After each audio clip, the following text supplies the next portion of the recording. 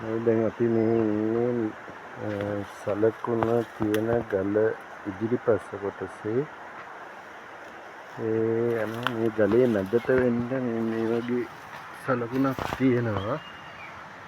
ඒකේ ඇතුලේ මේ වගේ තව්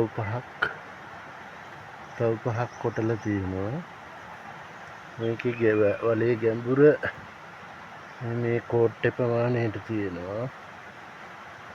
එතකොට මේ වලේ පළල සාමාන්‍යයෙන් මේ කෝට්ටේ මේ ලකුණු කරලා තියෙන ප්‍රමාණය වගේ තියෙනවා. මේ පැත්තකටම එක ප්‍රමාණය.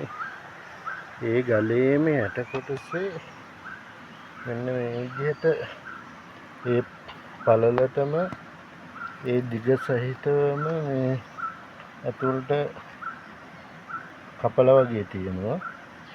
ඊට පස්සේ ඒ වගේම මේ ගල කිලින්න ඒ කොටසේ උඩම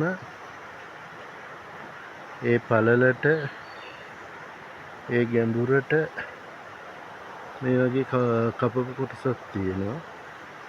ඊට පස්සේ ගලේ එහාට වෙන්න මේ ගලේ මේ පැත්තේ නම් දිගටම මෙහෙම ධාරයක් තියෙනවා.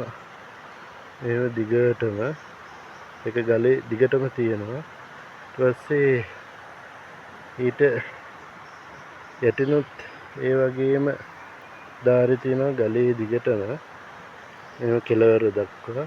ඊට පස්සේ මෙහෙම ගලේ පල්ලෙහාටත් ඒ වගේම ධාරයක් තියෙනවා පල්ලෙහාටම. මේ අර අපි වලේගේ පළල ගත්ත එකේ මේකේ පළලයි දෙකම එක සමානයි. මේ කෝට්ටේ පළල තමයි ඒකේ මේ ඉරිවලත් පළල තියෙන්නේ. ඊට පස්සේ මේ මෙතන මේ සලකුණ තියෙනවා ගලේ මේ පැත්තේ මෙහෙම සලකුණ. ඊට පස්සේ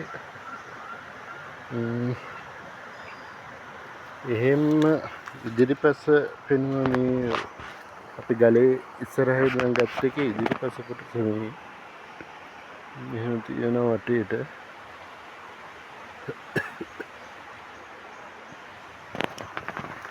ඊට පස්සේ එහෙම ගලේ මේ පැත්තට වෙන්න ගියපුවාම ගලේ කියන්නේ දකුණු පැත්තට වෙන්න ගලේ දකුණු පැත්තට වෙන්න ආපුවාම මෙන්න මේ විදිහට අර අපි වලේ ගත්ත ගැඹුර මෙතනින් වෙන් කරලා මෙහෙම උඩේ ඉඳන් ධාරයක් විදිහට වෙන් කරලා පල්ලෙහාටම තියෙනවා.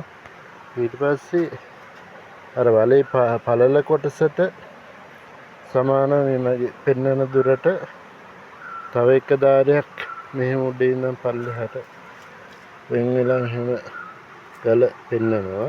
ඒක පල්ලෙහාටම තියෙනවා මේ දෙක. එතකොට ඒ ගලේ දකුණු පසට ඉදිරි වේල්ලට වෙන්න මෙහෙම තියෙනවා මේක.